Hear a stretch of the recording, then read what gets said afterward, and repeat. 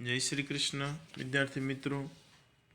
सिद्धि हिंदी विद्यालय YouTube channel में आप सबका स्वागत है।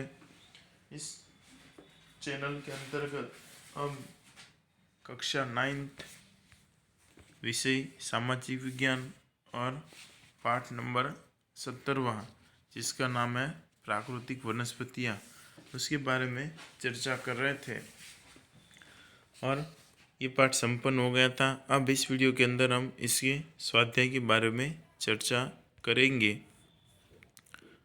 और उसके प्रश्नों के उत्तरों का सॉल्यूशन भी देंगे।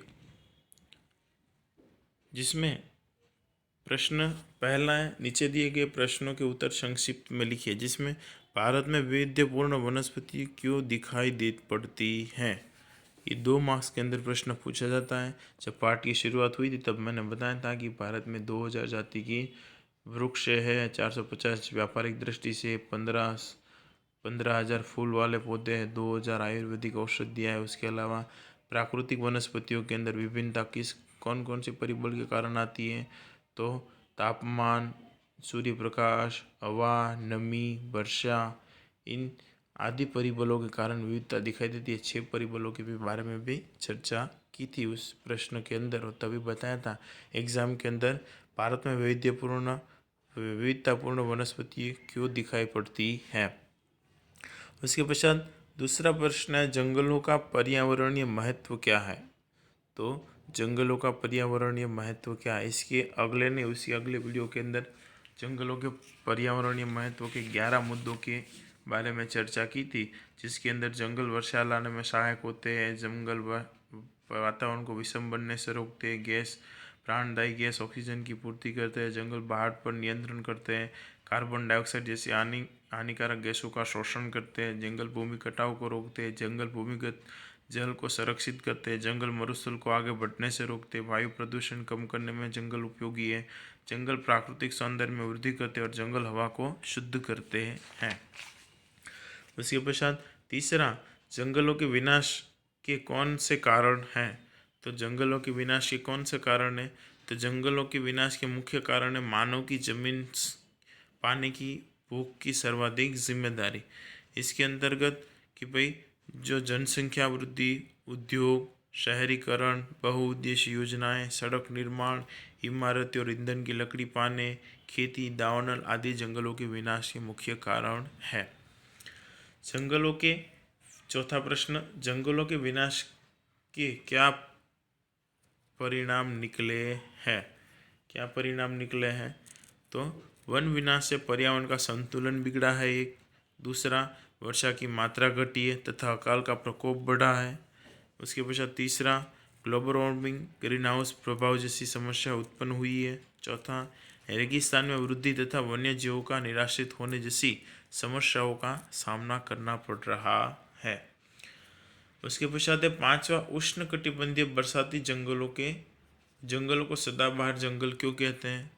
क्यों कहते हैं उष्णकटिबंधीय, कि भाई यहाँ पर तो उष्णकटिबंधीय कहाँ पर देखने को मिलते, 200 सेमी से अधिक वर्षा वाले क्षेत्रों के अंदर ये जंगल पाए जाते हैं। इन जंगलों में पतझड़ जैसी ऋतु नहीं होती है। ये जंगल 12 महीने हरे भरे रहते हैं, इस कारण इन्हें सदाबहार जंगल कहते हैं। ठीक है। उसके पश्चात नीचे के प्रश्नों के उत्तर लिखिए। भारत में पाए जाने वाले जंगलों के प्रकार बताइए। कितने हैं, 5 प्रकार हैं। भारत के अंदर पाए जाने वाले जंगलों के 5 प्रकार है। उसके अंदर कौन सा है, पहला है उष्णकटिबंधीय बरसाती वन, दूसरा है उष्णकटिबंधीय पतझड़ के वन, तीसरा है उष्णकटिबंधीय कंटीले वन, चौथा है समशीतोष्णीय कटिबंधीय वन तथा घास के मैदान, और पांचवा है अल्पाइन अथवा तो मैनग्रोव के जंगल। ठीक है। उसके पश्चात दूसरा प्रश्न है, जंगलों की उपयोगिता बताइए। तो जंगलों की उपयोगिता के बारे में कि जंगल वन्य उत्पादन प्रदान करते हैं। जंगलों का मुख्य उत्पादन लकड़ी है, ईंधन की लकड़ी, इमारती लकड़ी, कागज, दिया, सलाई, रंग आदि उद्योगों के लिए कच्चा माल प्रदान करते हैं। चंदन की लकड़ी में से चंदन का सुगंधित तेल निकलता है। चीड़ के रस से टर्पेंटाइन बनता है।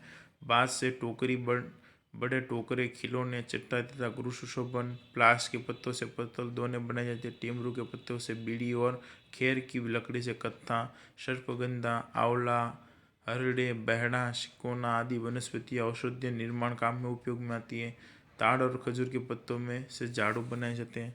तो ऐसी जंगलों की उपयोगिता के भी बारे में हमने चर्चा की थी।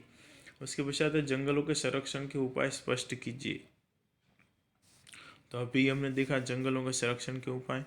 तो उसमें पहला मुद्दा, जंगल राष्ट्रीय संपत्ति है, इसका संरक्षण करना हमारा कर्तव्य है और समझना भी चाहिए। दूसरा, गैरकानूनी रूप से वृक्षों को काटने वालों को कठोर सजा दी जाए।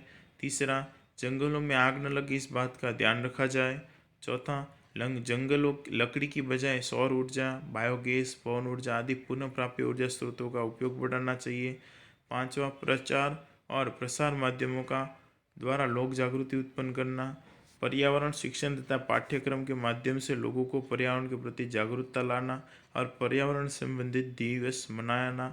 वन महोत्सव तथा सार्वजनिक वनीकरण कार्यक्रमों में जन भागीदारी बढ़ानी चाहिए, अथवा तो सड़क, नदी, रेलवे की दोनों ओर वृक्ष लगाने चाहिए। उसके पश्चात नीचे कुछ विकल्प दिए गए। वनस्पति की दृष्टि से विश्व में भारत का स्थान कौन सा है? 10वां है। कौन सा है? 10वां है। वनस्पति की विविधता की दृष्टि से विश्व में भारत का स्थान कौन सा है? 10वां है। उसके पश्चात नीचे दिए गए कथनों में से कौन सा कथन गलत है? तो नीचे दिए गए कथनों में से हिमालय के पर्वतीय क्षेत्रों में कंटीली झाड़ी उगती है, डी गलत दिया गया है।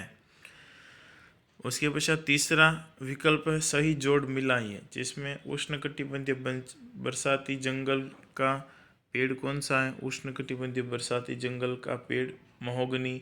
उष्णकटिबंधीय कंटीले जंगलों का पेड़ कौन सा है? बबूल। ज्वारीय जंगलों का कौन सा है? तो ज्वारीय जंगलों का चेर और शंकुद्रुम जंगलों का देवदार है। तो ये हो गया जोड़िया का मिलान। उसके पश्चात चौथा, चीड़ के पेड़ से क्या बनता है? तो चीड़ के पेड़ से टर्पेंटाइन बनता है। ये हो गया 70वें पाठ के प्राकृतिक वनस्पति के अभ्यास के स्वाध्याय के बारे में जानकारी। इसको आपको कॉपी के अंदर नोट डाउन करना है, कंपलसरी सबको लिखना है। 70वें पाठ का स्वाध्याय, ये जो भी प्रश्न 8 प्रश्न है और 4 विकल्प है, उसको कॉपी के अंदर लिखना है। आशा रखता हूँ प्रश्नों के उत्तर और उसके जानकारी के अंदर सबको समझ में आ गया होगा, और जिस प्रकार से मुद्दे बोले थे उसी प्रकार प्रश्नों के उत्तर भी लिखने हैं। वीडियो को सुनने के लिए थैंक यू।